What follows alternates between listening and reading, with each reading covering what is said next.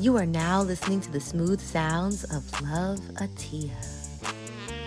Ciao, beautiful souls. My name's Atia, and I am your future bestie in your head. I am a sex-positive animal activist. I grew up in Queens, New York, and was homeschooled/unschooled for about 12 years. I was a virgin until I was 24 and attempted to have a hoe phase for 2 years, which eventually led me to being accidentally/intentionally celibate. And here we are today. My past left me with a lot of wild stories, a lot of lessons, and a hell of a lot of trauma. Thank God for my wicked sense of humor, because God only knows I would have perished by now. With that being said, this is your gentle reminder that the Love Atia experience was created as a safe space for me to reflect and share the lessons that I've learned from past traumas. Shit gets real on this podcast, and topics such as domestic violence, sexual assault, substance abuse, depression, anxiety, and suicide may be referenced. If you are working through feeling triggered by certain topics, this may not be the show for you right now, and that's okay. Healing takes time and isn't linear. I'll be here when you're ready. Now, without further ado, the Love Atia experience is an experience. So get ready for laughs, crazy story times, and life-changing pleasure tips here on the Love Atia Experience podcast. Hello, beautiful souls. Enjoy this fabulous tone in my voice, because we are about to go on a motherfucking roller coaster in this episode. I am currently on a plant medicine that I learned about here in Mexico, and it is actually a medicine that helps with depression. I have tried a lot of fucking shit when it comes to helping me with depression, and I felt an instant, immediate, healing from the earth. I'm so grateful for the medicine woman who prescribed this fabulous medicine to me. But I just want to give y'all, I guess, a heads up. There's gonna be a trigger warning in the middle of this somewhere. But this podcast episode was actually recorded over the last 2 weeks, and the last 2 weeks have been an emotional roller coaster. You will not hear my voice being this light in all of the clips of this episode. There are times where I am recording on a Monday, and then I record on a Thursday, and then I go back to my recording on a Monday. So I'm just gonna go with the ebb and flow of things. But I just wanted y'all to, I wanted to start off with this energy, because the energy that I originally started off with was medium. It wasn't even low, because I had just finished meditating. You'll see, I'll comment on that. But yeah, I just wanted to let y'all know that this is definitely going to be a really, really, hopefully healing episode for you. And I'm really excited to dive in. But before we dive in, I also just want to say happy Masturbation motherfucking May. I know this is getting posted on April 30th, but you're probably going to listen to it in May. So happy Masturbation May. I love this month so much. As you will hear in this podcast, I'm taking a break from TikTok and Instagram because they're racist. So I am going to be on YouTube posting all of my Masturbation May content. So if you are not subscribed to my YouTube, I highly recommend that you head to I Love Atia. It's the one with 2K subscribers, because I have another page that has not posted in a year. I don't know the password for that. It's a mess. But yes, you can find my most recent YouTube, I Love Atia, and that's where I'll be posting all of my Masturbation May content, because I don't get censored on there. And then I'll also be posting clips on this podcast as well in the next episode on some ways that we can really, really enjoy Masturbation May. And last but not least, if you are signed up for my Pleasure Positive email blast, which you can head to loveatia.com/sign up. It's free. I'll put the link below as well, but I will also be sending out more emails this month. You're going to get 5 emails with masturbation tips. I'm not going to spam you. It's literally, they're going to be very productive emails, but they're all going to include some really, really dope masturbation tips and masturbation techniques that I have learned, because this month is dope, okay? If you are looking for some sex toys and you really want to treat yourself to something this month to really have an amazing, extraordinary motherfucking Masturbation May, then head to shopsador.com and you can use the code LOVEATIA to get 15% off. 15% off. So treat yourself to something really, really beautiful. It is a Black-owned, women-owned shop. And so I really support it. I love every single toy that I have ever gotten from Shopsador. So you can hit the shopsador.com. I trust them. Somebody DM'd me the other day hey, can I order a toy from Amazon? What do you recommend? And I was like, hey, lovely, no, I don't recommend ordering a toy from Amazon. I've heard a horrible experience about those. So yeah, Shopsador has discreet shipping. And yeah, Sador is just amazing. So be sure to head to shopsador.com and again, use the code LOVEATIA. All right, we are going to dive in and we are going to get back into the Zen mode that I originally started the podcast in when I first recorded it. Enjoy, my loves. Good morning, good afternoon, and good evening, beautiful souls. I feel like I always start my my podcast out with "yer," so I just wanted to to switch it up today because I just finished meditating and I am not really in a "yer" space, but I am in more of a Zen, peaceful spot, which is the complete opposite of how I woke up today. Y'all, I was on the brink of the edge, and so I've been wanting to talk about mental health for a while. And I remember that when I went to the podcast conference earlier this year, someone that I had met there made a quote or said a quote, and she said, the podcast episode that you're the most scared to put out is probably going to be the one that's like your biggest episode thus far.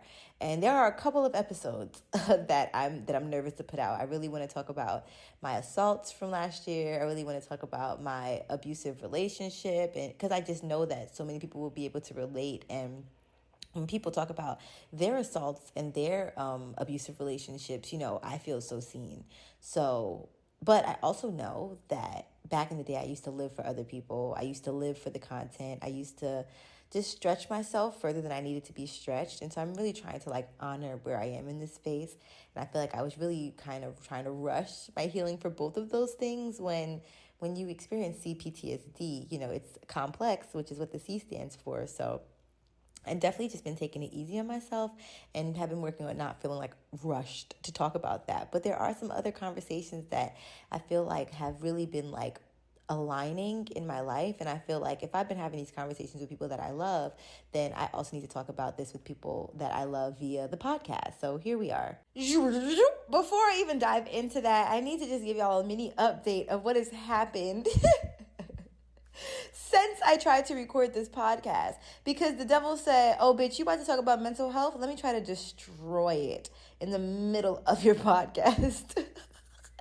So I was recording the podcast and my cat just started kind of acting strange. So I went to go to give her some new food. I don't know. My gut was just go give her some more dry food or see what's up. I don't know. So I went to go get her food. And why are the ants marching one by one, hurrah, hurrah, in her fucking food bowl? I had not had an ant problem yet until then, just now. So I went and looked, and there was a whole trail of ants festering in her food. And everybody's probably like, oh, protein. No. My cat is bougie, and she does not do that. So yeah, I had to literally do some really un-animal activist stuff to those ants, and it was really horrible. But you're not gonna do is fuck with my baby. So anyway, and ants are bullies, and them motherfuckers was marching. Okay. So anyways, in the midst of me cleaning up and trying to put my cat's food, get my cat's food in order, I heard a hard knock on the door while I was doing the dishes. And so, I'm going to mention this later on in the podcast, but it's my Atia day today. I haven't taken an Atia day really since I've been here. I took one, but it was not really an official Tia day because I was depressed and just slept all day. So I took an Atia day today, just feeling after I had a great conversation with my dad, which I will talk about in a second, I was just ready to have a great day. Long story short, my mom was actually at the door and asked if the internet service had come because they were supposed to come by my house. And I had heard, you're going to hear, I think in this podcast, I say something like, somebody knocking? But no, it was somebody else banging. I know for a fact they did not knock the way that it was knocked on before. But whatever, maybe my mom knocked on the door the second time when she came back with them. So long story short, I'm supposed to get internet Wi-Fi today, and that's been really killing us, not having Wi-Fi in our apartment. So I'm really grateful. I'll start off by that to say that we now have Wi-Fi in our apartment, which is very helpful because I have really not been able to communicate with a lot of people since not having Wi-Fi. But they took about maybe 2 hours in my apartment. Not only that, but then I had to correspond with other people via WhatsApp because I've been trying to handle some business that is just a lot to handle. So, and that had to be handled through WhatsApp. I'm like, well, since my Tia day is broken at this point, fuck it. Might as well just dive into business. So I started handling my business, and peace has been totally disrupted. Again, I'm grateful. I'm so grateful that we get internet. So it was worth the disruption. But then in the midst of that, so many other things happen to where I'm just tapped out. So I just think it's so funny. so funny, unfunny that I just sometimes feel like the universe doesn't want me to have mental peace. And I know that is a horrible, horrible way to think about it. What really is happening is my mental peace is being put to the test. And God, the universe, my ancestors, guardian angel, whoever the fuck is in charge of this shit, is really trying to get me to, or maybe my inner me, honestly, is trying to get me to just be resilient and have strength of spirit. But how can I have strength of spirit if the day that I'm trying to strengthen my spirit, it is disrupted by the internet, people? So anyways, I'm trying to be grateful, but it's a lot. So you'd be very proud to know that I am actually going to be taking another Atia day tomorrow. Yes, I have work to do. Yes, shit needs to be done, but I can't. I have to survive. I have to survive in order to thrive. So yeah, I'm taking another day for myself because there can be no Atia if I don't take these days. Again, because we are now fast forwarding through time and we are like 5 or 6 days after my second Atia day. Can you hear a difference in my voice? Because I can hear a difference in my motherfucking heart. Today I actually had therapy and I really got a chance to just sit and be. My therapist is really good at guiding me through just existing, really, truly, and utterly.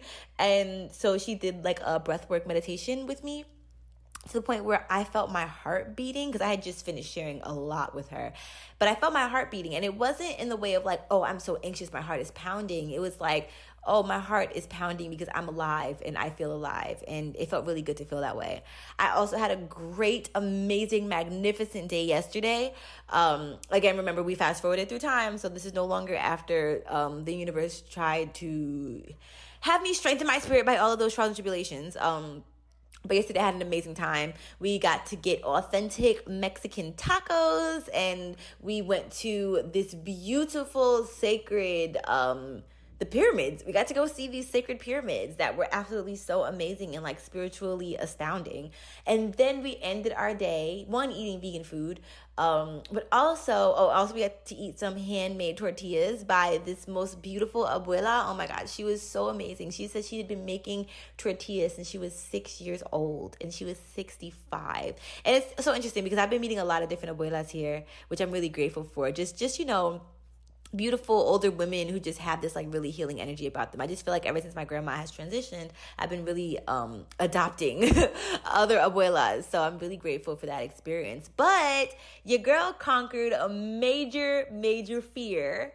And we went to the cenotes. Now, if you don't know what a cenote is, basically it's like an underground cavern with, I think it's fresh water. Might even be, I want to say sweet water. Is that a thing with sweet water? But yes, it's with like the most pure water. I want to say it's like untouched, it's untreated. There's no chlorine. There's nothing that can damage your skin. I literally felt so invigorated and revitalized. Honestly, if I wanted to, if I put my head under the water without goggles, I probably could have seen. Because, when you put your eyes underwater in a pool, you go blind. Or at least I do. Like, how do people do that? How do people put their eyes underwater in pools or in the ocean and not have sea salt eyes? So yeah, you can literally see straight to the bottom just by floating, and you can just look down and see the bottom. It was amazing. And then underneath us were some more caves. So the way that it went is there was this like circular hole above ground, right? And actually I was conquering several fears because before that I went to go use the bathroom and there was a caterpillar, but the caterpillar was in a chrysalis or a cocoon. And if you know me, you know that I've had a struggle back in the day with a fear of caterpillars, which ended up actually being a fear of metamorphosis and a fear of growth and a fear of just becoming the butterfly that I needed to become. So the fact that I saw a caterpillar in a cocoon, I felt like was a sign because I think that I am really in my cocoon phase. And I'm going to really dive into that because there have been a lot of developments since this Atia day. So I just want to catch everybody up. But we went to the cenote and like I said, there's a hole above ground, right? So we had the cocoon. All right. Cocoon experience. We had to take showers before we went in there, which I also thought was amazing because I felt like we were like cleansing just nastiness off of our bodies before officially being able to go into the water. So we went into the water, but before we got there, we had to go down this hole, right? Now, when I say a hole, I'm going to post a picture of it on some place, but this hole went deep, deep, deep underground. Now, one thing about me is I think that I have a little bit of a bit of claustrophobia. So, I wonder if that's an ancestral thing. I really do. Maybe it's the fact that we were in these slave ships so crammed together at one point. I don't know what it is, but I just know that yeah, I was really actively stopping myself from having a panic attack. Because what the fuck do you do when you have a panic attack underground? Like, what is there to do? So I'm like, bitch, get your shit together. I wasn't saying it like that. I was like, come on, goddess, you got this. You got this, girl. Like, this is good. This is easy. It wasn't easy, but, you know, it was just some type of mind training to try to get myself through it. I was smiling through it. I was doing it afraid. Mommy always says, do it afraid. Because sometimes I'll be scared of certain things. She's like, well, you just got to do it afraid, which is a quote from Iyanla Vanzant, whom we love. But yeah, I was taking deep breaths, practicing breath work that I learned in therapy. And lo and behold, we finally got to the bottom. And I can't even lie, it was breathtaking in the best way. The water was so blue. Now, one thing that's interesting is in the picture that we saw of the cenote, it looked like there was a hole at the top of the cenote and that the sun was going to be beaming down in the cenote. That's what I thought that it was going to be. No. It was straight up in a cave. Like, straight up, you are encompassed in cave. And then, like I said, there are even deeper caves underneath you, underneath the water, that too are filled with caves. Now, your girl just watched the fucking movie about a shark. Where did I see this movie? What movie was this and why did I watch it? It was so dumb. But I watched some movie about a shark that lived underground in a cave and it was like 4,000 billion years old. Do you know what movie I'm talking about? Is it on Netflix? But anyways, it was the worst. But I watched it and the conclusion pissed me off. But you know what I like? Like, so many people in that movie died, and that sounds fucked up, but like, I hate when you watch movies and you're like, that's the main character, she's not gonna die. And then they get the main character. I was like, oh shit. Oh, this shark is savage. So yeah, just know that movie is amazingly not that great, but I do like that aspect of the you know, the whole shock factor of who makes it out and who survives. With all that being said, there were no sharks in this cenote, but the cenote was absolutely amazing. And both my mom and I conquered some major fears while in this underground cave, because we both said we wanted to do cenotes, but we both acknowledged that we didn't want to do them, the ones that were underground. And then they have some cenotes that you can go into where you can like take a tour and they'll literally have you floating through the caves. Now, I saw this one tour where they had like a fake jaguar at the top, like on top of one of the rocks, and somebody was like, jaguar! And then like everybody started laughing after they screamed because they thought it was a real jaguar. I don't play like that. So I'm grateful that my cenote experience was with people with like beautiful spirits, beautiful energies. And yeah, we really had a great time. So that was really great. And the cenote was like, I want to say 2.5 hours out from where we live. So yeah, that was very interesting, and it was definitely worth the drive. But yeah, so with that being said, I just had some really beautiful experiences to be able to put in between that crazy ass hectic week that I had last week. Also, this is a gentle reminder that by the time this comes out, Mercury is going to still be in retrograde. If you don't know what Mercury retrograde is, it's basically the planet Mercury. It appears to be going backwards. It moved so slow that it appears to be going backwards from Earth. And the way that it affects Earth is, one, if your sign is ruled by Mercury, so for instance, Virgos and Geminis, we usually feel the impact the most. And then other signs feel it too, but it's just something about the Virgo and the Gemini, because that's our planet, that we feel it extra. And it usually causes some extra awakenings, but that's usually done through extra trauma, or what feels like trauma and extra energy. So yeah, I felt the effects of Mercury retrograde before it was even in retrograde. And that's the thing, like they have a shadow period before and after. I think it started on April 21st and it ends on May 21st, if I'm not mistaken. But Mercury retrograde can affect technology. So if you were writing a paper for school, I recommend you save that shit now. Save it as a PDF as well. Save that shit as a motherfucking Excel. Because yeah, like stuff just goes haywire with technology. If you weren't able to log into your account and you're using the same password you used since you were 6 years old, it's probably just Mercury. They also say that when it comes to plans and like traveling and making trips and just trying to plan anything and hang out with friends, that can be quite complicated for whatever reason. They also say traveling in general, like flights get delayed oftentimes if Mercury's in retrograde, and trains will get stopped randomly, just things like that. And last but not least, communication, because Mercury is, I think, the planet of communication. So you might have been having a miscommunication with somebody and you're like, why the fuck is it just not clicking? Maybe they're an asshole, or maybe it's just Mercury, really. So maybe it's Mercury. So that has been really eye-opening as well. But I want to dive into the meaning of this title, because this actually has to do with communication and communications that I've had with people in the past and the present, communication I'll probably have with people in the future. But the title that I believe that this episode is going to be called is I Don't Have to Prove My Depression to You, How I'm Healing My Mental Health.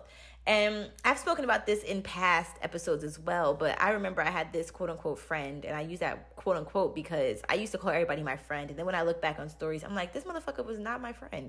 So I had this quote-unquote friend, and I remember I was venting to him about something in my life. I think it was regarding my parents' divorce.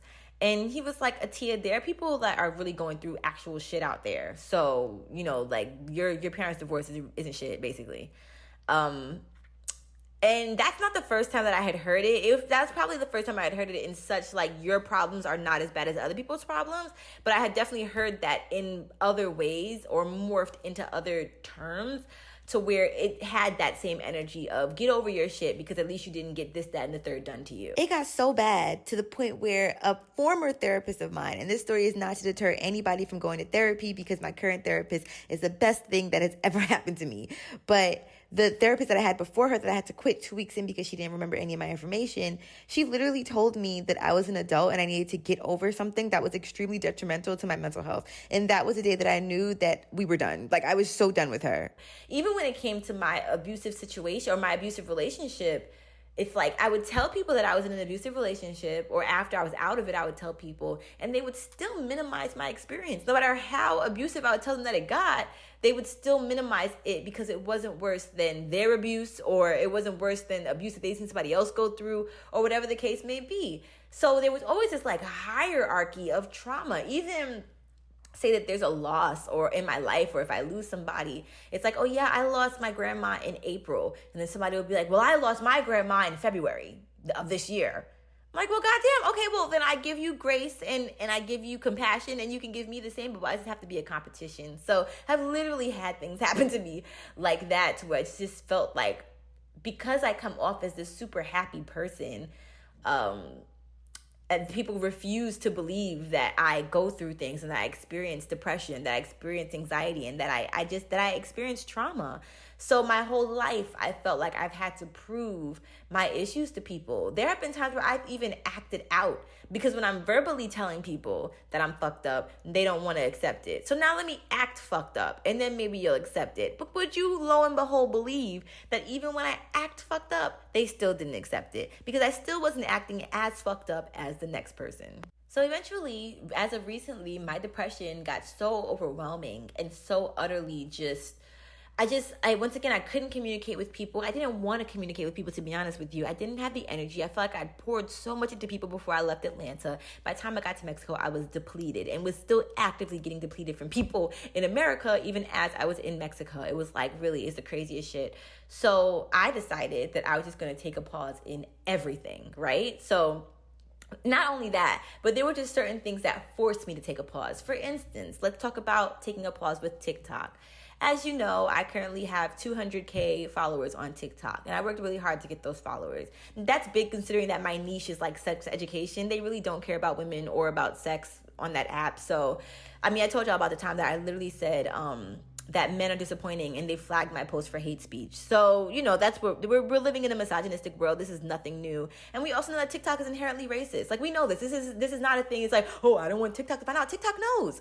So, with that being said, I joined this new program where I was supposed to quote unquote make some major money if I joined this program. It's called the some type of fund. It's not the creator fund, it's something else. And I ended up having all of my views stifled, right? Because you can only make money from TikTok if the video is over a minute, right? So first they tried to play me because I made a video that was a minute, but then somehow when I'm editing it, it's only 59 seconds. I'm so happy that I caught that. But then after I caught that, they literally only allowed that video to get 300 views. And they only pay you if you have over 1,000 views on your video. So multiple rules. So I used to not want to talk about like finances on TikTok, but I'm not making money. So I can talk about as much as I want to talk about since I'm not making money from it. So they literally stifled my views. And even now, if you see that I have more than 1,000 views on any videos, one is probably not over a minute, because once again, they have to pay you if it's over a minute. And two, I don't even think they do it based on views. They say that you can only make money after you make a certain amount of views, but I think it's like comments or likes or something. And then once again, if there's no engagement, you're not making money. So I just want to give you like the ins and outs, because I think that people really think that other people are like big balling on TikTok. Sure, maybe that is some people's reality, and those some people are usually whitey, aka white or not black.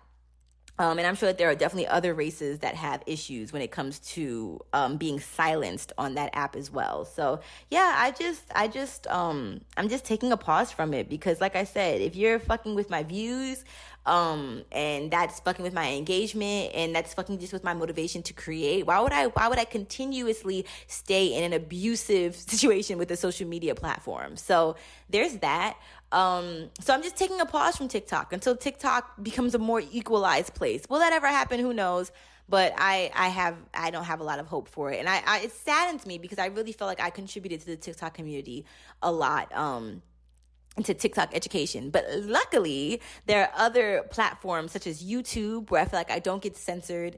There's my podcast, which I feel like really has helped boost my just excitement and inspiration when it comes to recording and creating content. And then I also have my website and my email blast. So don't forget, you can sign up for my self-pleasure positive email blast at lovatia.com/sign up. The link's going to be in my description as well. But yeah, I literally love the fact that I'm really honing in. My dad's been telling me to focus for a while, and I was like, I am focused on 10 different things. So I feel really good about that. And then Instagram is getting a pause, because honestly, I was able to ignore the negative men in my comments. Like, I've had negative assholes in my life my whole life. So if it's one thing I can do, I can ignore them. But once again, when you start fucking with my money, that's when it becomes a problem. So Instagram had something where you can join this like fund. And then I joined the fund. It was bonuses. You guys know bonuses. So I would make like, say I would make $30, right? And then TikTok would be like, I'm not TikTok, Instagram would be like, oh, she's making money? Okay, flag her videos. They'd flag 5 of my videos. So then say that it's February, I'd be flagged from being able to make money from my videos from February to March. And then all of my videos would say go viral, right? But I can't make any money from those viral videos, because they literally flagged my shit because because I said the word fuck, or because I said the word sex, or whatever the case may be. Or even when I censor myself, they still found a way to flag me. So yeah, once again, inherently racist, not supportive of their creators. And I also heard that they're deleting their creator fund, they literally are like putting a pause to paying their creators on Instagram. And also it's run by Facebook, and it's just too much. It's too much. So yeah, taking a pause on Instagram as well. Also, too many DMs. I went to go check my DMs today. When I tell you, it was way too many people. Like, I need to find a way to be able to curate who can send me a DM. I also don't like how they have it so that you can have like general, primary, and something else request all in one inbox. What is the point of separating it if you're going to show me all of the inboxes? I don't care who requested me, because I'm not following them. So they do not get first priority in my DMs. And now I'm missing DMs from people that I actually care about. So I'm just not going to reply to anybody at this point. So there's that. That is another pause. We got a pause on Instagram. We got a pause on TikTok. And the biggest pause thus far is the pause for Ethereal by Lovatia. Now, if you know me, you know that I am a Virgo, and you know that I take my work very seriously. And 4 years ago, I came up with a vegan self-care company. And I love it. I love every ounce of it. But honestly, like, running a business from outside of the country is a lot. First of all, I'm working through a lot of shit myself, mentally, emotionally, spiritually, everything. But second of all, like, there are so many new resources that I have when it comes to Ethereal. A pause needs to be made so that I can take my business above and beyond. Because right now, I feel like it's at it's at a level that I'm grateful for, but I want it to be taken even higher. And I can't really do that. Can we get much higher? I can't really do that until I take a pause and I'm able to reevaluate and redo everything. So with that being said, I told people they could shop from Ethereal between when I made the announcement via my email blast to May 1st. And starting May 1st, the pause is happening for everything. So that's been really major for me, y'all, because I mean, let's be honest, 3 of the things I just told you are money makers. Like those are my money makers. Now, TikTok and Instagram were not as like, oh yeah, I can pay my fucking rent. Definitely not. But yeah, I mean, I had deep faith in Ethereal and I was really ready to like concentrate once I got here. And the universe just set so many things up, and I'm taking the signs now because I very much so ignored the signs back home. I didn't listen to my gut, and that is why I feel like I'm here in this situation, depleted and just discouraged. So I refuse to consistently feel discouraged. This is why I decided to take my therapist's advice. She's been telling me this for so long, not even about Ethereal, not about TikTok or Instagram, but she's been telling me to take a pause. So I'm literally taking a pause unapologetically. You might not hear from me for a long time. Besides on the podcast, that's something I'm not going to be pausing. But I did take a pause from the podcast in December, and I feel like I came back better than fucking ever. Better than ever, truly and utterly. So I think that pauses do my body good. And like I said, it's a tool that my therapist taught me that I'm excited to share with you all. So I'm grateful for that. But it took a lot of courage, y'all. It took a lot of courage to have a brand that I've had for 4 years and then not. Like say like, hey, y'all, I'm taking a break. So if you need your skin to be revitalized, buy the cleanser now because you won't be able to get it again until July. And then to know there's going to be another break after that, like until I'm able to literally relaunch it. And I will give y'all an official relaunch date soon. But yeah, I need to feel like I have control of my life. And even working for TikTok and working for Instagram, I feel like I was working for somebody else. And it's interesting because I was actually going to make an Onlyfans. And to me, that was going to be my supplemental income. I'm like, yeah, I can make money on Onlyfans. I'm not going to do anything that I don't feel comfortable doing. I want to do some like sensual dancing. And I want to do this, that, and the third. And maybe even mukbangs. I don't know. I was just going in. And then the other day I created my account. I was laying on the couch. I was trying to get energy to get up and make content. And I was like, I don't want to do this. One, because I feel like a majority of the people in my DMs, the random guys, the random requests, have been asking me if I have an OnlyFans. And so that I was like, oh, well, I already have fans, so that's great. But 2, I don't do shit for the male gaze. Like, I really don't. Like, I really, truly, utterly, oh, God, please let this be emphasized. I don't. So it was very helpful to remember that. And I had set the intention that I was going to do it for myself. Like I literally wanted to get up every morning and do sensual dancing because that's what got me through my last couple of weeks in Atlanta, going to the sensual dance classes. But no, I'm not going to do that anymore either because I can do sensual dancing myself and record videos of myself and enjoy them myself. If I ever want to post them anywhere, I can post them somewhere. But yeah, I also did some reading up on OnlyFans and saw that one, they take 20%, I believe, of their creators' earnings, which is a fucking lot. 20%? And 2, they there's some just legal shit. I don't even want to give y'all ideas, but there's some legal shit and there's not enough protection on there for me. I don't feel like they quite protect their creators as much as they should. So yeah, no OnlyFans for me. If anything, I might upload that content to my own website.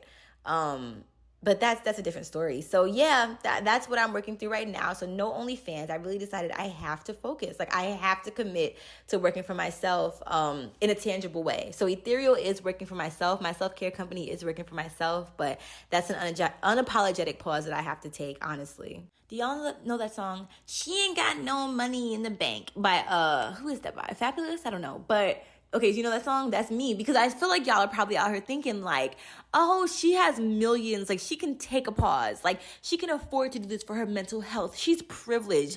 I don't know who the fuck she is, but it ain't me.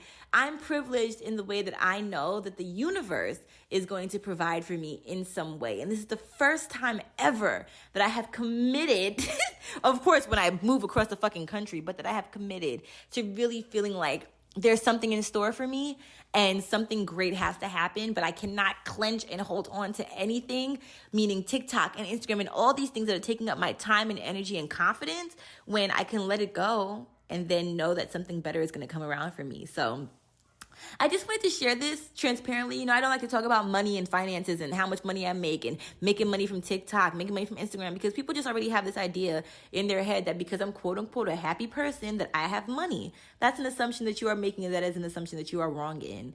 But I just wanted to show y'all, like, if I stayed in these things and they continue to be as detrimental to my health and to my mental health as they were, then I would perish.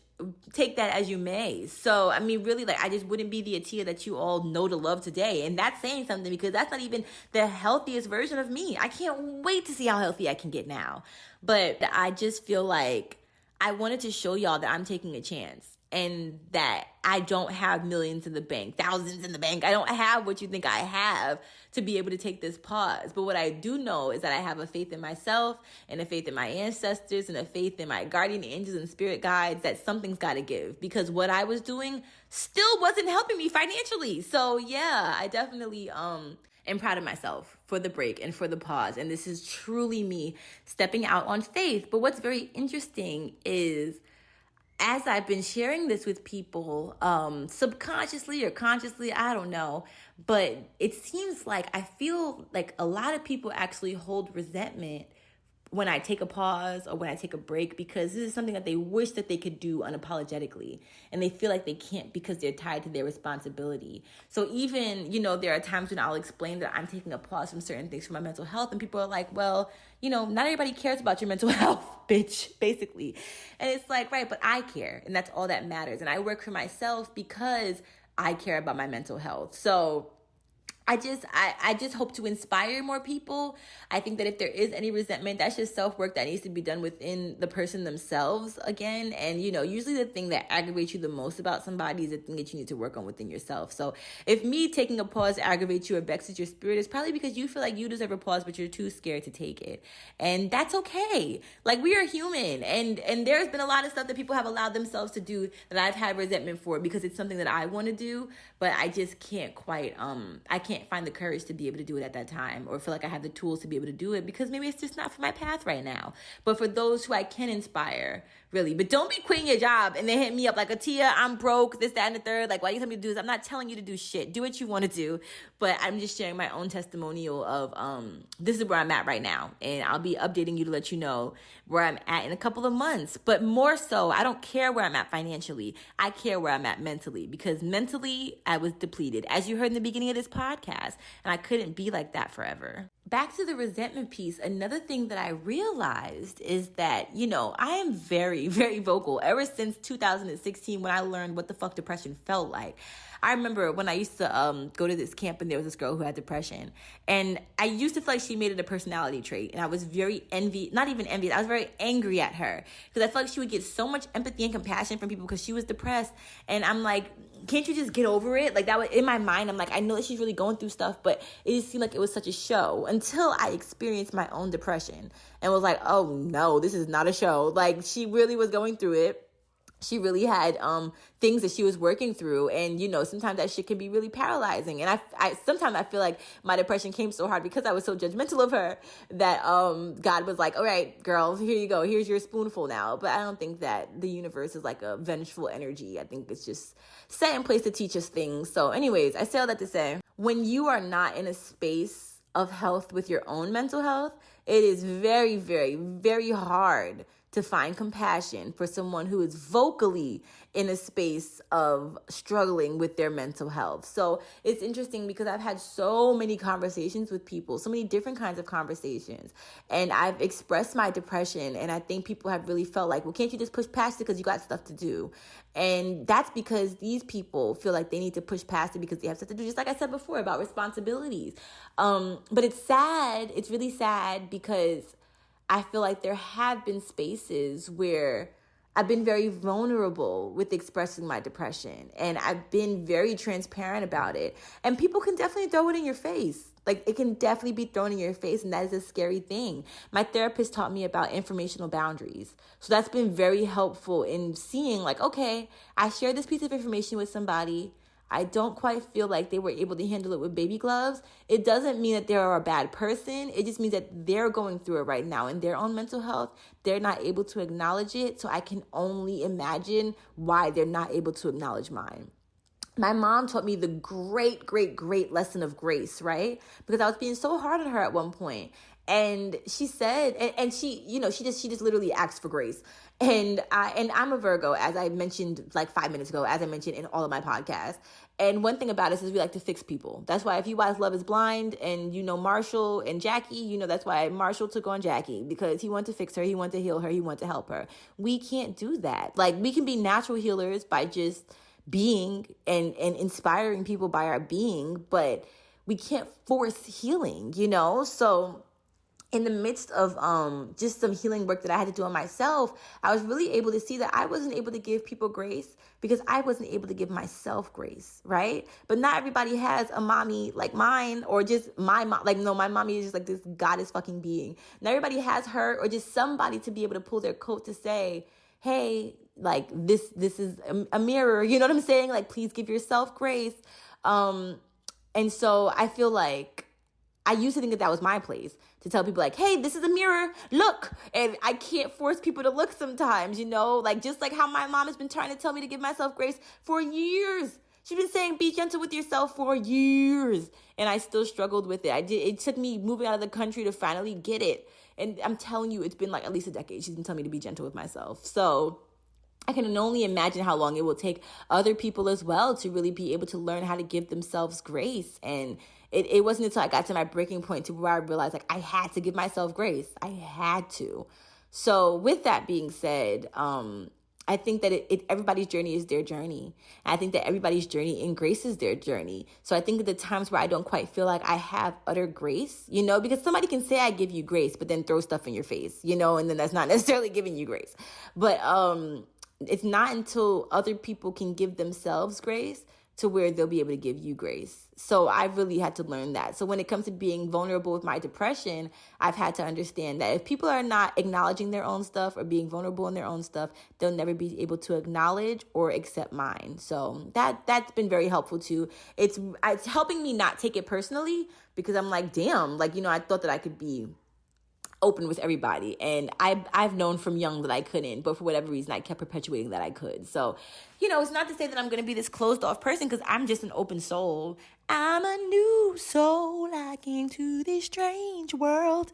But I will say that I've definitely just learned that I should only talk about things that I am fully accepting of and healed of, or healing, because if it's thrown back in my face, it can be very painful if I haven't already had some serious conversations with myself about it first. Because people are human. Like, they will always be human, and we will always have human tendencies. I know I've fucked up before. I fucked up in this aspect of people telling me vulnerable stuff, and then I've thrown this shit in their face because of where I was in my life. So it's just like the 4 agreements. It's like, there's this book by Don Miguel Ruiz, and the 4 agreements that he speaks of are: don't take things personally, don't make assumptions, always do your best, and always be a person of your word. And so, if I just can practice if I can practice not taking things personally in this human ass world while everybody is really severely going through it, I think that can be very helpful. Which then, like I said, leaves me to feeling like I have to continually prove how depressed I am. Full circle moment, because this is what we started talking about in the beginning of the podcast. Like, feeling like I literally have to prove that my mental health is bad enough to deserve grace. But I think that after I had that epiphany about grace and about how people can't give it unless they give it to themselves, and even when they give it to themselves, sometimes they still can't give it to you because they put these high, unrealistic expectations on. I've done it to other people. Virgo me, I get it. So yeah, even when they do have grace for themselves, they can't always give you grace. So that's not a guarantee. But I used to feel like, and when I say used to, I mean up until last week, feel like I had to prove how much I deserved compassion from people and how much I was going through and how fucked up I felt like my mind was and how unhealthy I felt like I was spiritually, mentally, all of this stuff. It just felt fucked up. And I finally realized, like, people are only going to see you from how they want to see you. It's like, I tell this story all the time. I might have even said it at the end of this fucking podcast about when I told my family I was depressed and they said, no, you're not. So yeah, like literally said, no, you're not. So yeah, I always remember that as like a catalyst of being utterly transparent with somebody and then them just trying to disprove your sadness. It's just, I don't even want to say it's a sad existence, because it just is what it is, and I'm learning to navigate through it. But it's a reality that I experience, and it's been an interesting one to navigate. God, this episode is going to be so long, but I just had one more thought and I need to put it in here because it's very important that I really highlight the friends that I have in my life who do support my detoxes, who do support my pauses, who do understand and give me deep empathy and compassion when I am feeling depressed. Because as much as I, pointed out to some people that may have resentment towards me based on their own journey and how I'm working on not taking that personally, as I just stated, so much so there was a day where I was breaking down and I was venting to one of my friends, and she was like, no, yeah, you need to take an Atia day, like ASAP. And I took one, like, thanks to her inspiration, I just feel like the people that I have in my life now, a majority of them are very much so supportive of my mental health journey and are really not taking it personally, are not taking my pauses personally. And that really helps contribute to my mental health, because I am going to share a story time about a friend group that I had to leave earlier last year.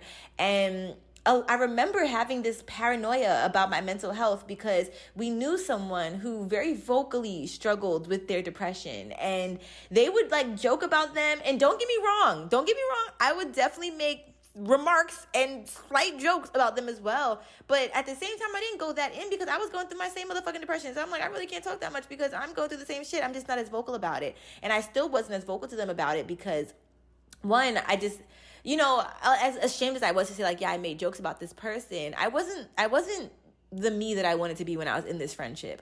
I thought I learned a lot, and I realized that, certain people can bring out certain aspects of you that you need healing, and that was an aspect that I needed healing on. So I'm not going to beat up on myself about it or act like I wasn't participating in the jokes, and instead I'm just going to give myself grace and give everybody in that situation grace. But I just want to say that I think I mentioned at some point, either in my next podcast episode or in this episode, about feeling guilt for my depression. And it's because, I had these friendships where they were judgmental of people who were going through these things vocally with their mental health.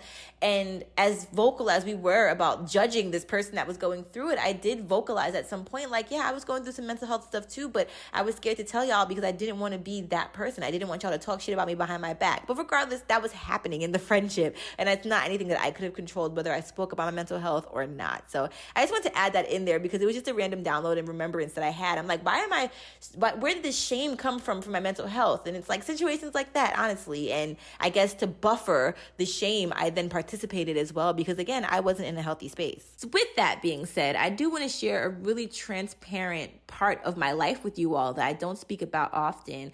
And I've seen so much of my timeline surrounding this, and I know so many people who experienced this and so many people who are struggling with this now. And because I've made it through, and when I say made it through, I mean made it through that dark time. But believe me, up until fucking last week, I was still experiencing similar dark times. But I have the tools now to be able to really navigate these times. And I think that it's been very, very helpful for me in just surviving this thing and thriving through this thing called life, even when life feels so fucking heavy. So before we even dive into this next portion of things, I just want to do some breath work with you. And we're going to do this at some point in the middle of this next chapter that we're going to talk about. I also have a trigger warning coming up, so stay tuned for all of that. But before we do that, let's just do some breath work. We're going to do box breaths, which I learned in therapy, and it's breathing in for 4, holding for 4, breathing out for 4. There might even be, and then I think holding for 4 again. Yeah, that's what it is. I'm like, what's the box? But yeah, that's the box breath. Okay. So, and I think in the second portion of this, I forget the holding at the end for 4, but it's okay. We're giving ourselves grace. So we're going to do 3 rounds of it. The first round, I'm going to speak you through it. The second round, I'll speak you through it. The third round, we're going to do it all together in silence, okay? So we're going to start with breathing in. 2, 3, 4, hold. 3, 4, and out. 4, and hold. 2, 3, 4. All right, we're going to do it again. We're going to breathe in. 2, 3, 4, and hold. 2, 3, 4, and release all the way out. 2, 3, 4, and hold. 2, 3, 4. Last one with no guidance.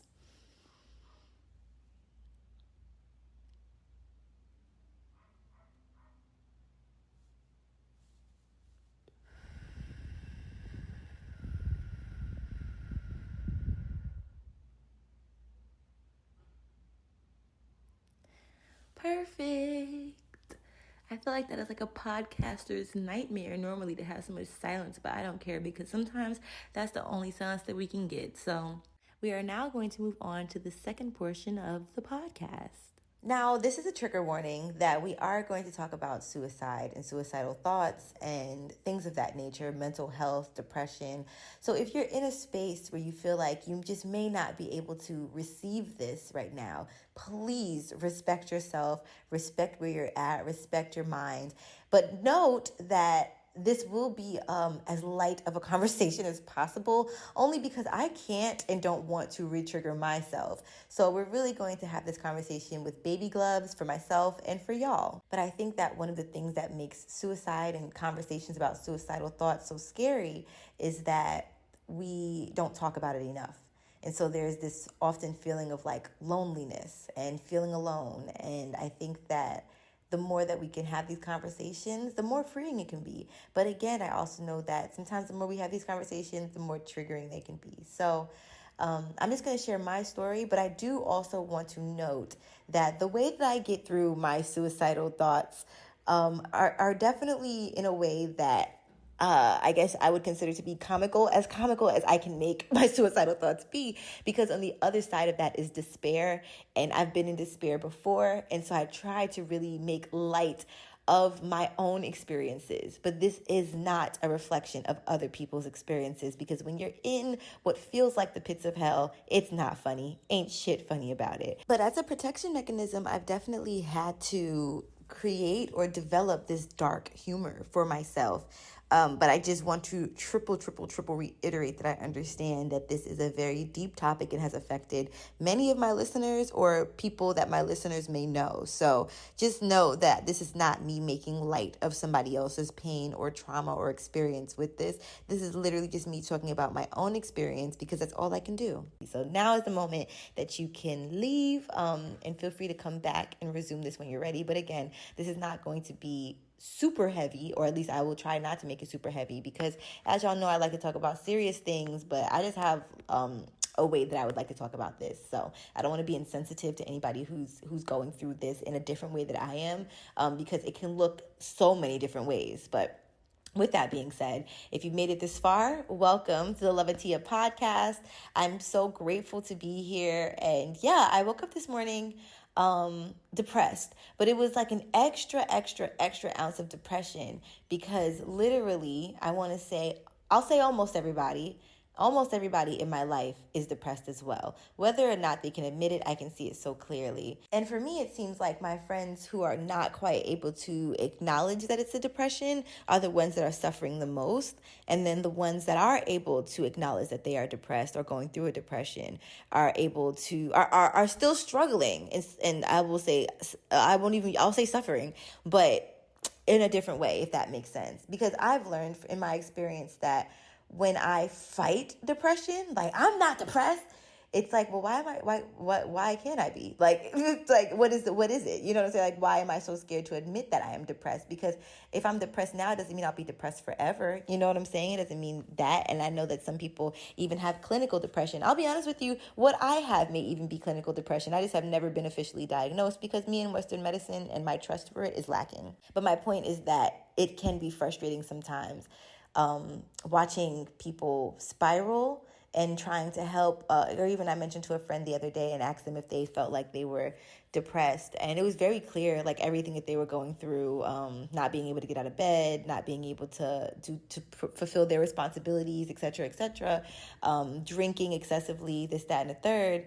but they weren't quite able to really put a name to it. And then the conversation just kind of shifted to something totally different. And I'm not Iyanla Van Zant, so I am not out here able or trying to fix people's lives. But it was just very interesting because it is hard for me. And I think sometimes I judge people when it comes to like them being able to acknowledge certain things in their mental health. So I have to remind myself like where I am sometimes in my own mental health journey. Like I wasn't always able to admit that I was depressed and anxious. And even today, like there are so many friends that have hit me up that I haven't been able to catch up with.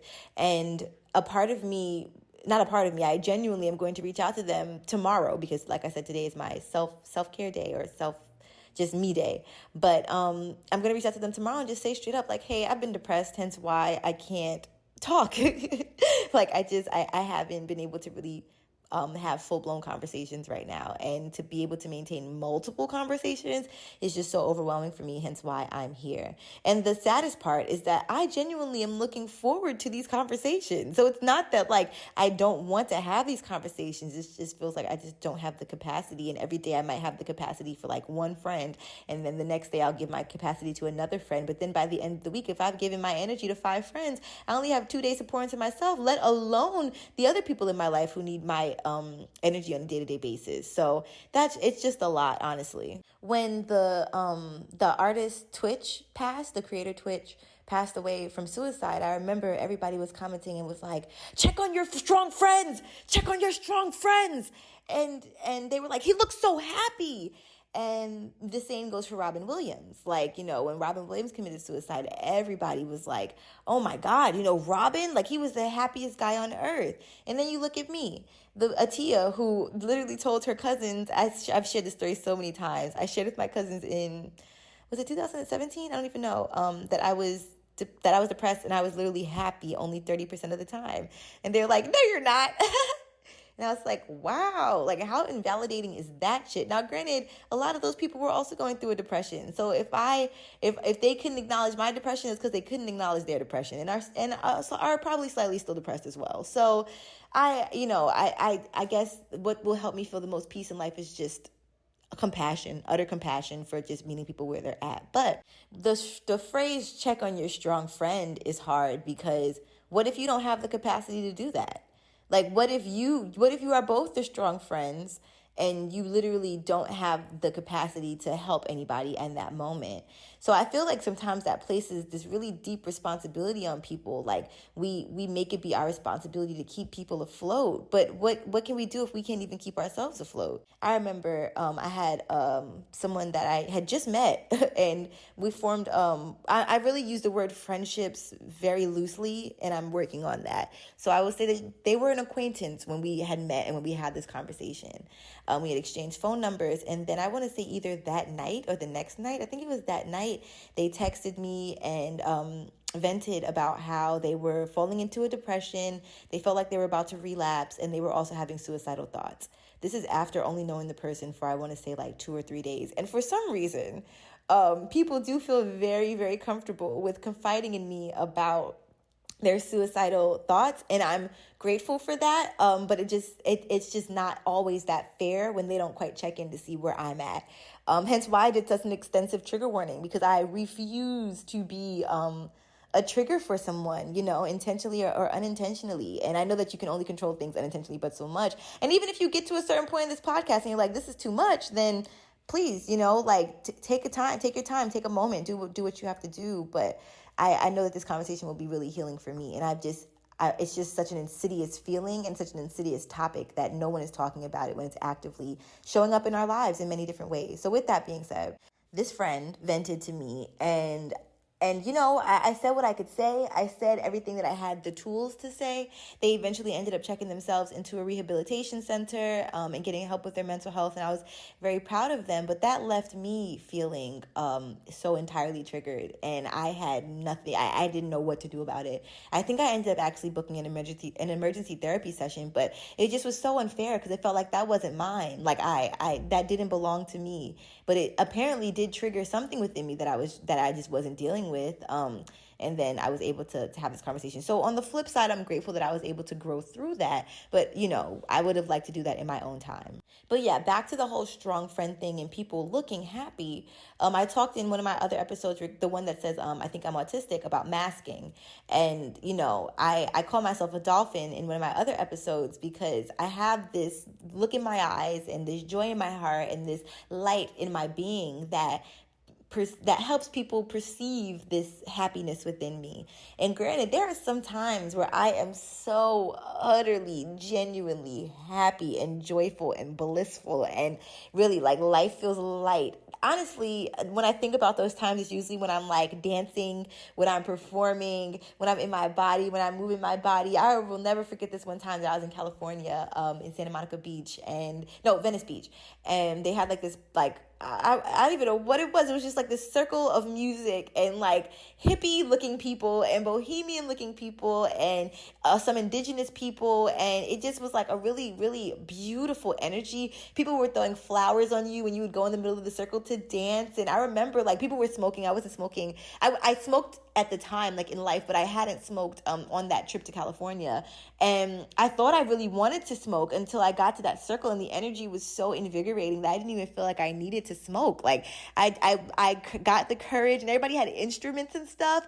I got the courage. I went in the middle of the dance circle and I just danced so hard. I have to find those videos. I know that there's somewhere probably on like an external hard drive or something, but that was like one of my most exciting moments, and I see it so vividly. Like I can go back there mentally, and I just felt so free. So that is what I think people see in me all the time, but that's not always what I feel inside. And I will never forget when like my suicidal thoughts got scary, like, because I feel like it was something that, when you're in New York, I don't know who's listening to this from New York, but there are a lot of distractions, like a lot of distractions. And I mentioned about my depression once before that, I was able to distract myself from that until I got to Atlanta and things were more slow paced. And I was like, oh, wow, I have to face this, huh? Like, that's very interesting. So definitely, that was definitely eye-opening for me in regards to like suicidal thoughts. So in my abusive relationship, that is where it actually showed up the most for me. And we threatened suicide more often than not. Really, like it was extremely toxic. We used it as a way to, I think, make each other be kinder to each other. And it was really a warped mindset. I don't think I shared this. I think I recorded about it and then I decided not to share it. Or maybe I might have actually put it out there. Now that I think about it, I don't know if I ever shared like my birthday experience from hell in Orlando. So I have to go back and look. But I will say that there was a moment on my 25th birthday where I remember I was on the balcony, like crying, like sobbing, to the point where somebody else came out on their balcony, and then I had to go back inside because I was like, they probably like heard my shit and were gonna like be like, sis, you okay? So I went back inside, but I remember like the thoughts that I had, and just like you can put two and two together, like we're not healthy at all. And I also remember another time where I went in the hallway and was on the phone with some guy that was trying to cast me for something. And I remember looking over that balcony, and we were on like the 100th floor. I mean, we were like super high. Like it was a very, very tall hotel. And I just remember having that thought like, and it's so sad now to know that that's how, I spent my fucking 25th birthday. And again, this is when I was in Orlando with my boyfriend, and we found out that he only had $2 to his name. When I say we found out, I mean he found out. And when I say he found out, I mean he already knew this before the trip, but didn't tell me until we literally arrived in Florida. So yeah, that was the first thing that the first piece of information he gave me once we got off the bus was I only have $2. It was either $2 or $12, but does that really make a fucking difference? And it wasn't the $2 that made me feel this way. It was the active verbal abuse and emotional abuse and mental abuse that was taking place during this trip from beginning to end. So I think that I thought that I was at my wit's end, and to be honest with you, I don't really know how things turned around. I feel like there is a slight bit of delusion that I had to have to be able to get through that relationship. And there was a lot of times where we just wouldn't acknowledge certain things. And I feel like that definitely was not healthy for my mental health. And it definitely kept me in the relationship a lot longer than I needed to be in it. But, I learned so much from that relationship. And I'm grateful that I can say that now, because I'll be honest with you, y'all, like, spending about 3 years in torture did not make sense to me for the longest. And now I'm 3 years out and I'm finally seeing the light as to why I was in it, why the universe aligned it to happen that way, as much of a punishment as it felt. Because I really do hate that. Like, I hate the concept of everything happens for a reason. These tragic things are happening in your life to build you up. Like, fuck that shit. It's building me down. It's literally breaking me down. So yeah. Last story, but before I go into the story, I just wanted to take a pause. And, like I said, I meditated before this. I don't know what everybody's mental state was before this, but I would like to just take like a breathwork moment. So if we can all just close our eyes. And if you're driving, please don't close your eyes, but you can fix a gaze on something that is safe for you to fix a gaze on. For instance, the car in front of you, the road. Be sure to stay aware. Actually, don't fix a gaze. Just breathe with me, but be aware while you're on the road. If you are sitting home or someplace in a safe space, then please feel free to close your eyes. And we're going to take a deep breath in, and then we're going to hold it. So we'll take a deep breath in for 4, we'll hold for 4, and then we'll release until all of our breath is out, no matter how much that takes. And we'll do that 3 times, okay? So deep breath in for 4. Hold for 4. Release.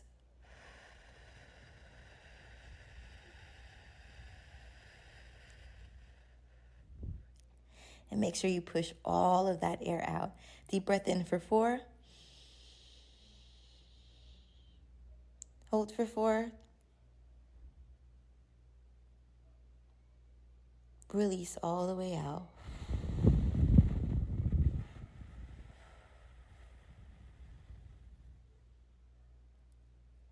And one more time. Deep breath in for 4.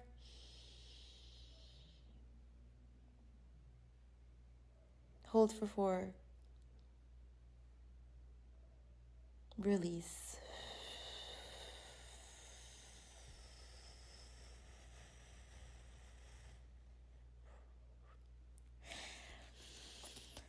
You can resume back to your normal breathing. My therapist told me that one thing that's important when it comes to breathing is to make sure that you have all of your air pushed out, because I don't want to misquote her, but from what I received from what she said, sometimes our bodies can literally hold breath in, like, just in case. By the way, you might feel like a little lightheaded right now. I do, but it's just because I wasn't breathing this whole time. So yeah, just take it easy, drink some water. But with that being said, I just wanted to share one more story when it came to when I really realized like that I needed to have a breakthrough with my suicidal thoughts, because I feel like this is one that people will be able to relate to. And then it will also lead us into a story time about how my ex ended up being with someone who, in our relationship, he told me that I never needed to worry about. So that's going to be how we're going to cap off this little segment, okay? So I was just in a really deep depression because I was going through it with healing from my ex. I had also just gotten out of my polyamorous relationship with my first lesbian partner, and I guess this was around September. I ended things with her in August because I just found this text message. Oh my God, it's not a text. It's like it's in my notes. And I actually want to read it. Like, I found some really extensive notes in my notes, like letters that I've written in my notes that I really want to share with y'all. But yeah, I had just, all of this had just happened, and I was just in a deep depression. I felt so unloved. I felt so uncared for. I felt like my feelings had just been shitted on back to back. And then I was just going through it in general in life in just all forms. This is also shortly after my dad had just gotten married. And so there was like still a little bit of like growing pains with that. I think there might have even been like a little bit of like a rift with us during that time. And then remember, there was a disconnect with my dad and I when I was also in my polyamorous relationship. And again, like I had fully acknowledged in that episode that he was definitely correct in the fact that I didn't need to be in that relationship. And we talked about it. And it wasn't because I was gay. It was literally because I had just gotten out of an abusive relationship and it just wasn't a healthy situation for me to be in. So I definitely, again, give him major kudos for that. Although, now we just know how to approach things differently with each other. So, thanks to that, we were able to grow into the space that we're in now. Oh, also, before I even dive into my story, this podcast episode was actually really inspired by my conversation with him, because my conversation with him was so transparent this morning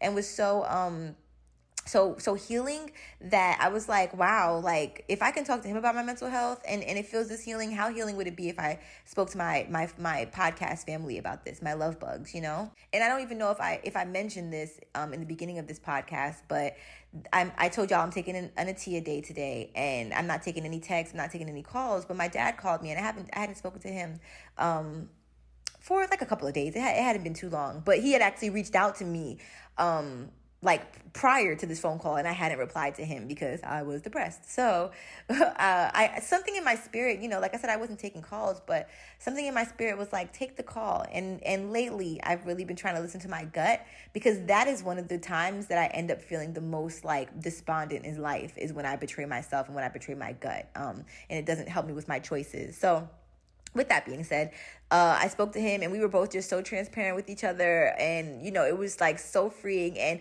it reminded me of my conversation to when I was and we were just like sharing, like catching up. We were literally just catching up, but it was just it was reminiscent of when we had the conversation when I was having an anxiety attack in 2016, when I first moved to Atlanta, and he really like talked me off the ledge with that, really truly.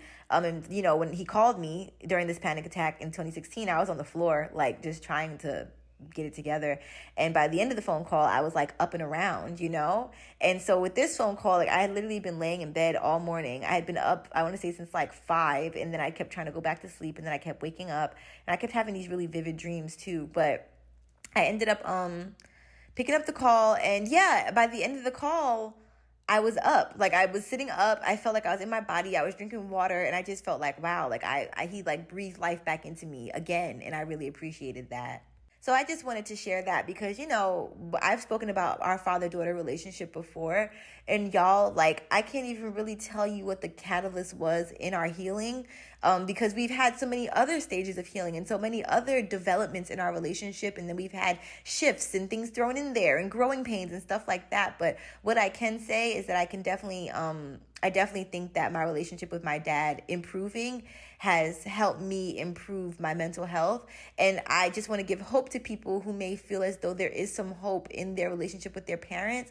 It happened naturally when it came to me and my dad, because when I was trying to force it, we just were not in a space where we were able to heal at that. And vice versa, you know what I'm saying? And even for people who may not have a relationship with their dads and don't see that happening, just know that there are other male people in your life that you may be able to but you may be able to utilize that relationship with them to fill the space where your dad might not physically be able to fill or emotionally be able to fill right now. Some people just aren't capable. Some men just aren't capable, whether that be now, later, or never. But the good part of that is, I was able to have like my uncle. I have several uncles, but I have one uncle on my dad's side who is really able to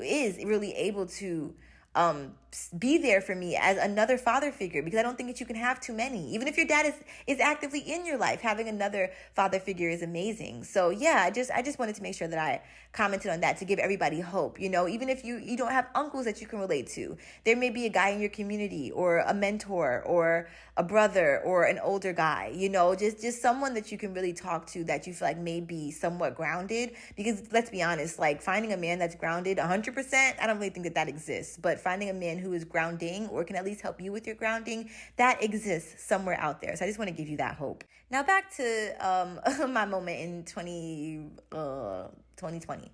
So I just remember, I said all that like to lead up to the fact that I was just going through it. My grandma was also going through it at the time. As I mentioned, she had dementia. So it was just a lot was happening in my life.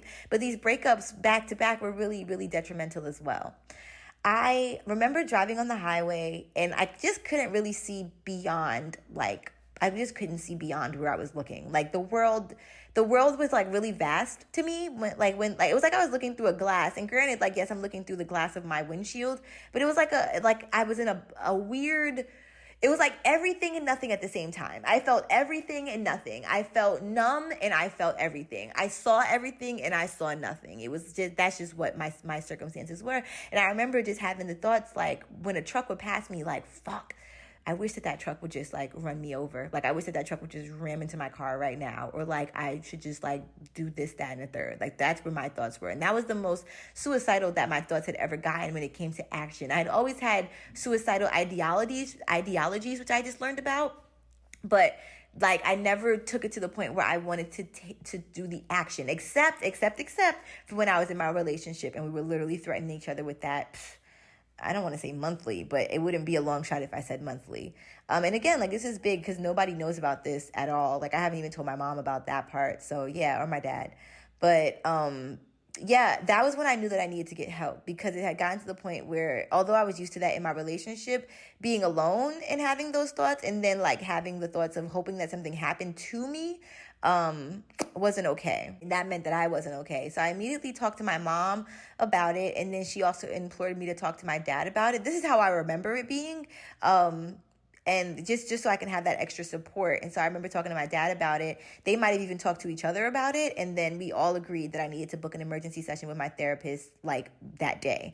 So I reached out to my therapist, and I want to say that we either talked that day or that next day. And I was very grateful for it, but it was scary because I had never had to book like an emergency appointment. Like, that was really scary to me. That's like going to the ER, low key, you know, like for my brain. So that was really, really, scary for me, but it ended up being so healing for me. Now, what wasn't healing was during all of this, I had gone to my Airbnb app. I think that I might have gotten like an email notification or something. Now, with that being said, my ex and I shared an Airbnb account. And so when I logged into the Airbnb app, I saw that he had apparently gone on a trip to Chicago. And now he had never traveled. Like, he was not a traveler. When I met him, from what I knew about him, the only place he had been was like his home country, from what I know, like from what I can remember. So for him to have gone to Chicago was like, what? Then when I did further investigation, because we shared this Airbnb account, normally we had our picture together, you know, like we probably did have his phone number on the account, but he had literally taken off our picture, put on a picture of him. I actually want to say that it was a picture of him that I had taken of him, which was like really fucked up. And then had like shifted some of the information, but kept some of the information the same. So our tandem email address was still there, hence why I got the email, but his phone number was there and his picture was there. When I did a deep dive into the account, I saw that he had gone to Chicago with somebody and had stayed at this Airbnb with somebody. What it looked like was that the girl that he went with booked the Airbnb, included him on the reservation. When she put his phone number down, it triggered something to where it attached him to the account. He, being diabolical, probably went into the account, changed his profile picture that she didn't see a picture of me and him, and then went to Chicago. Now, the part that was the most painful about this was that this friend this girl that he went to go see was a quote unquote friend that he had said that he met when he was like, I want to say like 13, maybe even younger than that. And he met them through like the PS4. So they had never met in person before at all. And I remember that they had a bond because both of their parents were sick at the same time with the same illness. And so I guess you could say it was a trauma bond, but yeah, he made sure that like I knew all of this information. And I remember like towards the beginning and the middle of our relationship, he would go down to the pool and have these like private conversations with her. And he would claim that like, you know, she would have all this great insight about us. And there was drama between me and this other friend that he had that very much so like was very inappropriate in their friendship. And the girl that I'm talking about from the Airbnb, would say things like, well, you know, I wouldn't feel a way about that, but I also understand why Atia feels a way. And he would try to make it seem like she was trying to be on my side, but at the same time, she would like compare the two of us together. So anyways, with that being said, I told him like, you know, he would vent to his friend that you know, that he claimed was his first girlfriend. That was the crazy part about it. Like, he claimed that this girl, we're going to call her Airbnb girl. He claimed that Airbnb girl was his first girlfriend, but now they're just friends and he sees no attraction to her. But then when I saw her, the girl was beautiful. So like, I didn't see where you lost your attraction. But anyways, long story short, that was on my shared account with him. And so I got to see who it was. And lo and behold, it was this said friend that he had no feelings for, that he was now booking an Airbnb with. Now, one thing about guys, actually not even guys, one thing about my ex is that he told me a long time ago that he didn't have self-esteem, right? Like at all. And later on in life, it was clear. Or he had low self-esteem. And so he didn't have confidence when it came to meeting girls. And I think I had made a comment the other day in one of my other episodes about like his repertoire of girls. Like me genuinely me genuinely being like, in my mind and in reality, the best motherfucking looking girl that he's been with. Let's just call a spade a spade. So when I would see the girls that he would choose, I'm like, and then the fact that he kept claiming that this girl was just his friend, I'm like, yeah, because you probably didn't have the courage to be able to tell her you had feelings for her because of your self-esteem. So anyways, he, though, never approached new people. That's why all of his friends were so intertwined. Like, his ex was friends with his other friend, and his friend introduced him to her, and then his other friend that was inappropriate in their friendship had introduced him to another girl, and he was just always meeting people through other people. So he never had like an organic relationship with somebody that he had just hit on and met on his own. Hence why he was moving backwards, talking to this other girl that he had known from his past. So on top of the burning sting of me being suicidal, it was also the fact that now I have like evidence and proof that you literally lied to me our whole relationship, and now you're going to someplace familiar with somebody, or going with somebody familiar to this place, Chicago, and on our account. It just felt so fucking disrespectful. And again, this was only, we broke up in February, March, April, May, June, July, August, September. This was 7 months after our breakup. Now, granted, do you, boo? You know what I'm saying? Like, definitely do you. At this point, I had fucked 2 other people, so I was living great. But, and he probably was fucking, I mean, not probably was, he was fucking people during our relationship, so I had to catch up. That was definitely one of the straws that broke the camel's back. I was just like, wow, like, I'm already fucking numb in this shit, and then we have this. But I do remember, because I'm a petty bitch, I changed so I was on the phone with Airbnb all fucking day. I changed the phone number, I changed the email, and it's actually kind of scary that I was able to do all this, but I changed the phone number, I changed the email, I changed the profile picture to like this model-esque picture of myself. I got him locked out of the account. So if she did ever reflect on our, I might even kept his phone number. So if she did ever reflect on that trip or like had to go back to the itinerary, then it would be all of my information and it would be all my pictures there. And literally, I had like literally a model fucking picture of myself, looking utterly fabulous, and I changed the name and everything. So now instead of it saying that she went on a trip with him, it said she went on a trip with me because I'm petty. Clap along if you know that pettiness is the truth. It was the only thing that I could do to make myself feel better, honestly. And so I did that. But speaking of feeling better, after my emergency therapy session, she helped me come up with some ways she being my therapist, helped me come up with some ways to heal my suicidal thoughts. And even just the fact that I was scared, I didn't want to tell her this, and then she committed me into like an institution or something, because that's just how I thought it went. But the fact that I think I hadn't tried to do anything to myself, and when I was able to express exactly what I was going through, I feel like, I was really able to just feel seen and not feel so alone. And that in itself was very helpful to me. Also realizing that like she didn't make me feel weird or ostracized for feeling these thoughts, like wanting to take a break from life, like feeling so overwhelmed by life and all that it has to offer.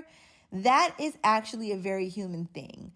The thing that gets unhealthy is when you start planning out this extended break from life, and when you start planning out ways to harm yourself. That is when it gets to the point where you definitely, it's scary. So if you can get help before you get to that point, or when you feel yourself falling back into that point, or when you're just feeling lost or numb or overwhelmed with the feeling, that is the best thing to do, is to talk to somebody about it before you even get to the point before you get to that point.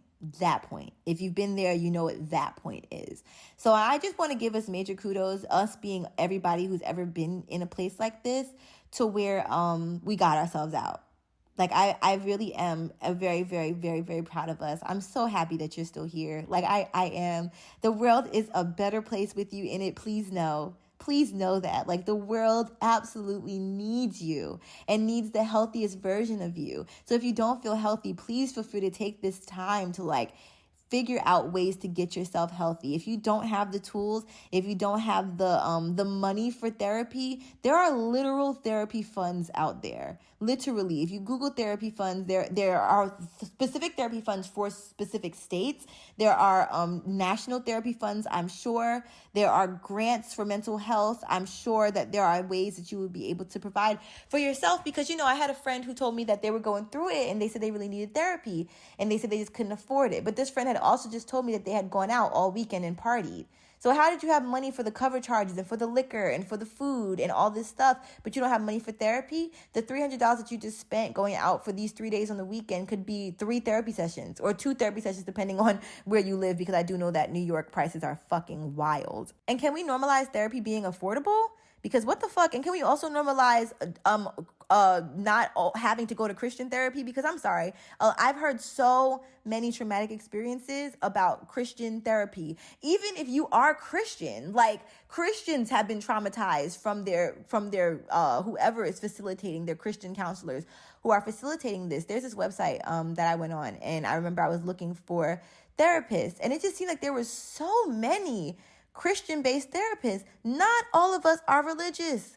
Not all of us can be healed by that. And it's okay. Like, I just want to validate that. Like, it's just, and if you can be, beautiful, that's for you. But, you know, a lot of people like myself have religious trauma.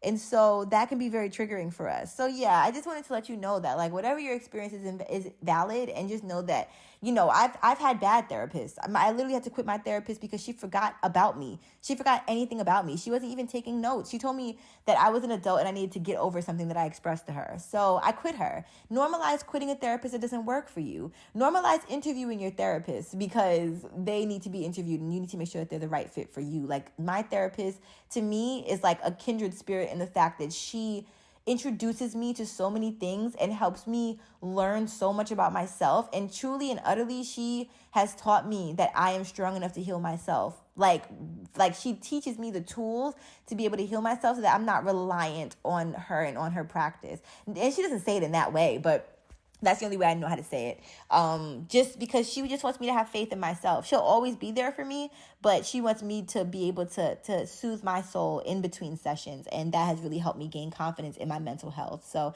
yeah, I hope that this helps somebody. Some tools that were really helpful to me were, one thing that I always say saved my life was that I went to a chimpanzee sanctuary in Georgia. And a lot of people don't know about it. I didn't talk about it because I just needed a safe space. It's just like with my pole dancing class, which I am about to like go the fuck in on. Maybe not in this episode though, because I just want to separate the two. But like, I sometimes have these places that are my own personal sanctuaries, because like I said, I pour and I pour. I thought that was somebody knocking. I pour and I pour and I pour into people, and then I feel like I am just utterly overwhelmed after that, quite frankly. So yeah, I like to just have my own safe spaces. But the chimpanzee sanctuary was really eye-opening for me, and really gave me like a new quality of life, because it reminded me of my purpose for being here. And my purpose for being here is to literally save animals. I've known that since I was a child, and like literally since the day I could speak, I just knew my purpose, and I'm grateful for that, because not everybody has that knowing at a certain age, or you know, or it comes at a certain time, or you know, not everybody wakes up with that with knowing their purpose, and that's okay, and that's valid as well. So I really am grateful for that. I also know that this is not my first lifetime, which is why I'm always exhausted, so it makes sense as well why I kind of came here knowing. But it was really healing for me to be able to see. First of all, I learned so much about chimpanzees. For instance, did you know that there are 5 great apes, right? There are orangutans, gorillas, bonobos, chimpanzees, and can you guess who the 5th one is? Humans. Yes, literally humans. And if you cut a chimpanzee open, which I don't recommend or like subscribe to, but if you did cut a chimpanzee open, the chimpanzee looks exactly the same on the inside that a human does. It is mind-blowing. So yeah, I learned that, and amongst other things, but it reminded me of when I was younger. And I think that my inner child was just so thrilled. And oftentimes when I'm in a space of feeling hopeless and, you know, having those thoughts, I definitely know that it's because I'm neglecting my inner child. And anytime that I reconnect with my inner child, she's always like, oh my God, I'm so happy that we spoke, because I've been here, you know, I just wanted you to hear me. So yeah, I felt like learning about the chimpanzees just reminded me of my childhood, and like all the animal encyclopedia books that I still have to this day that were really just like helped me with my knowledge and with my passion for animals. So that was really beautiful. And then I got to see the chimpanzees and had this really magical moment with one chimpanzee. And honestly, the only reason why I didn't go back was because they wanted me to get like all of these like shots, like a majority of shots that I was just like overwhelmed by. And then also they had the chips in cages, and that, I mean, you know, they would let them go out at times, you know, and they would have their free time, but I just feel like if you're gonna save chimpanzees from laboratories, they deserve to be free forever, like have free range at all times. And I understand that, they do say that it's for their safety, some of them, but I don't know. It still felt like, even when the chimpanzee came up to the glass, it's like, I'm still looking at you through a glass. Granted, I don't expect to be like in the plains, like walking around with them playing hopscotch, but I do just wish that they didn't have to get caged up at a certain period of time. So that's why I fell back from that. But it was that truly, is like the catalyst in helping me feel better, like being around animals and helping animals and going to a sanctuary. And that's what actually started my sanctuary trips, like going to farm sanctuaries. That anytime that you see me at a farm sanctuary, you see a video of me or a picture of me, it's probably because I was depressed. Because it just soothed my soul to be able to help. I remember I went to the Full Circle Farm Sanctuary, and I was so depressed at the time, y'all. I made content for them. I made at least 100 videos, like recorded 100 videos, and did a whole personalized tour. And then I still have, to this day, it's about to be a year, and I still have not posted any of those videos. And I'm so excited to do that, because I know that like volunteer work is so helpful when it comes to the world of sanctuaries. And I absolutely love the Full Circle Farm Sanctuary. So if you're in Georgia and you're looking for an animal sanctuary to go to, I want to say it's about maybe an hour outside of Atlanta, if I'm not mistaken.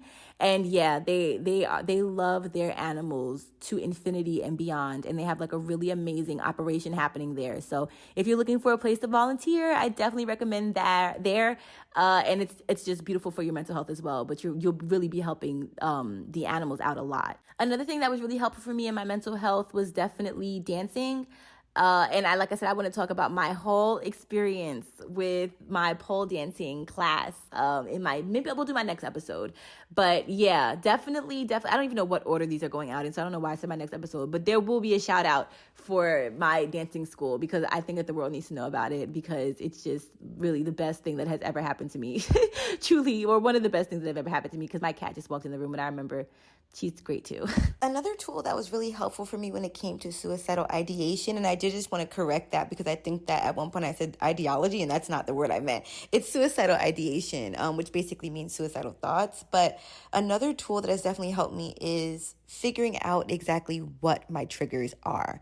For instance, I know when it comes to me being an animal activist, seeing situations or videos like Haley, Chloe and Haley, her and her boyfriend recently went to Bangkok, and I guess that they went to this, I don't even know what it's called, excursion, where an orangutan has been obviously exploited. He literally has on pants. There are certain things to me that are like so obvious, or should be so obvious when it comes to animal abuse. Like, if you wouldn't see an orangutan out in the wild with pants on grabbing people's breasts, then maybe you should think, what did it take to train that orangutan to, one, even want to approach a human being, to two, be wearing pants, which has to be utterly uncomfortable and unhealthy for a orangutan to experience. Like, it's just not natural. But things like that. I mean, there was another girl on my Instagram, my TikTok, that also went to this excursion. And this is by far me not promoting it, because if you do go, I'm literally blocking you, because I've gone off on so many people about this. And it's crazy, because out of this whole episode, this is probably the most triggering part for me. But it's just certain things. When you take pictures with tigers in Thailand and they literally look like they're about to die. I've heard people say, oh, this animal wasn't drugged. Are you kidding me? If you see a tiger in the wild, you are getting mauled, because that is its animal instinct. The fact that people don't wonder, like, I wonder how they got this tiger to lay here, this grown tiger. Or, I wonder how they got 5 baby tigers. Nobody ever wonders that, like where they got the baby tigers from. There has to be a mama tiger who these baby tigers were ripped from. Or the people who go to these fake ass sanctuaries, whether it be in Thailand, in Africa, wherever, the elephant sanctuaries, and you literally see its trainer right next to it with a bull hook. If it's a sanctuary, the trainer will not have a bull hook. Real sanctuaries do not have things put in place to harm the animal that they're supposed to be protecting. It's just that simple. But I will say that I just know that when I see blatant animal cruelty, when I see things that are not that blatant but that I know are cruel to animals, when I see people that own turtles and put them in little bowls, how would you like it if you were put in a fucking bowl with murky water? Like, it's just certain things. Those are the things that make me question wanting to be on this earth. Because it's like, if people don't see this as cruelty, me, then I don't really know what is to come for humanity and for respect from nature. So I know that that's a trigger for me. And even talking about it now, it's a bit triggering, to be honest with you, just because I'm so passionate about it. But I then have to remember what my purpose is. And if I leave this earth, I can't make an impact the way that I want to make an impact for animals. So I have to remember, like, I'm here to help the animals. That's why the universe taught me that this is my purpose. That's why I know that this is my passion. So that's one of the reasons why the chimpanzee sanctuary, for what it's worth, minus the cages, was so helpful to my mental health. And that's why the farm sanctuaries are so helpful, because I feel like I'm really able to fulfill my purpose, which, by the way, my goal before I do leave this earth is to end captivity as a whole in all forms and all aspects. And I know that probably has like people shook, because like, what the fuck does that mean? But it means a lot. So I can't wait to talk more about that. But with that being said, another tool that has helped me, which is something that I just did, was breathwork. Breathwork has definitely helped just provide, one, a sense of serotonin to my brain.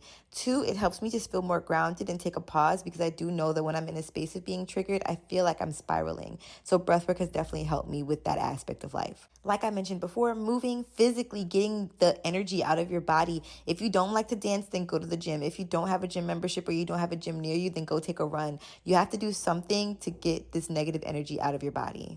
Writing has also been very helpful for me. Like the day that I woke up feeling really funky, I literally wrote 10 pages of just like blah. Like I had word vomit on my page. And it was helpful to see, because I'm like, damn, I had all of that within me. No wonder I felt so icky, you know? And the thing about it is, sometimes when you don't feel like writing, it's when you need to write the most. Like my very first therapist told me, when you don't feel like going to therapy, that's when you need to go to therapy the most. And she was very right. Those are the sessions that I needed the most. So the same for writing. When you don't feel like writing, if you can push through, please, even if you just write a sentence, it can be really helpful. And on the tip of feeling heard, there is this app called Happy. And Happy literally is a place where you can go and talk and people will listen to you. That like, it's just that simple. It is that simple. I'm actually working with Happy and had like a really great conversation with the owner in regards to just mental health and why Happy is so important and really needs to be implemented in the world, because listening is a lost art. And they even have like an academy that you can go to learn how to listen better, or to become a better listener. So yeah, I definitely recommend that. Because if there's one thing that I learned about my mental health, is that sometimes I just need to be listened to. I don't always need advice. I don't always need opinions. I just need to be heard. And that's definitely been something that has shown up in my life a lot. So if you want to sign up for Happy, which I highly recommend, and you just want to be heard, then you can use the code LOVEATIA, and new members will receive 20 minutes of free listening. Okay, so take advantage of that. Again, use the code LOVEATIA, and you can also get a special discount off of the Listening Academy, which I am super, super, super excited to dive into. And I'm gonna give y'all my experience, or share my experience with y'all while I'm in the academy. So I'm really, really, really grateful that this is even an option, because listening is definitely a lost art. So yeah, tap into Happy. Another piece of mind or another tool that has given me peace of mind has definitely been being out in nature. Now, I understand that not everybody's that connected to nature, or not everybody's connected to animals, or whatever the case may be. So some of these tools may not work for you, and that's okay. But this is, again, just from my experience.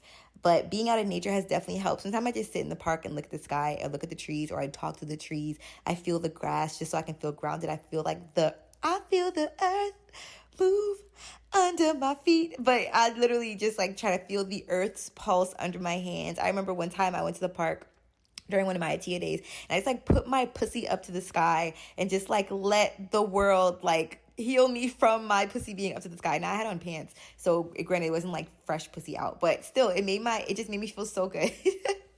And I learned that from this book, Women Who Run with Wolves. Also, feel free to like distract your mind by reading a book. And now when I say distract your mind, I don't necessarily think that distractions are the greatest, because your feelings will always catch up with you. But I think that just retuning your mind to something productive and kind of getting out of your own reality, maybe reading a fictional book or a non-fictional book, whatever makes your heart happy. But I think that just refocusing on something else that can give you some kind of hope and some kind of just retraining of your mind can also be helpful. Before I give my last tip, I just want to be very, very, very authentically clear that although I'm making this podcast episode, I am still actively healing my mental health. So the last week, I can tell y'all, it was a rough week. This podcast is actually perfectly timed and actually really helped me have a lot of compassion for myself and my own mental health.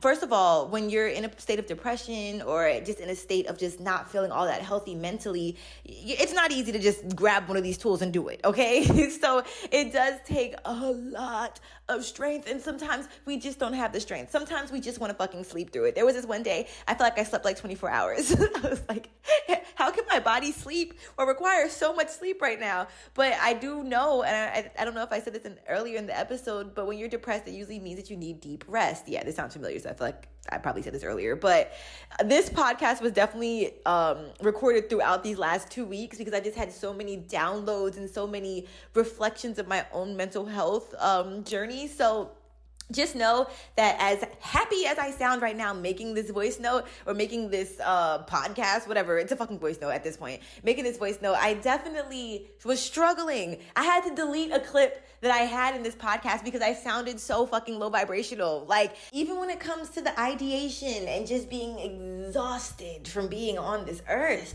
you know, like, it is exhausting. The day that I had my Atia day, I think that was last Thursday, I felt so good.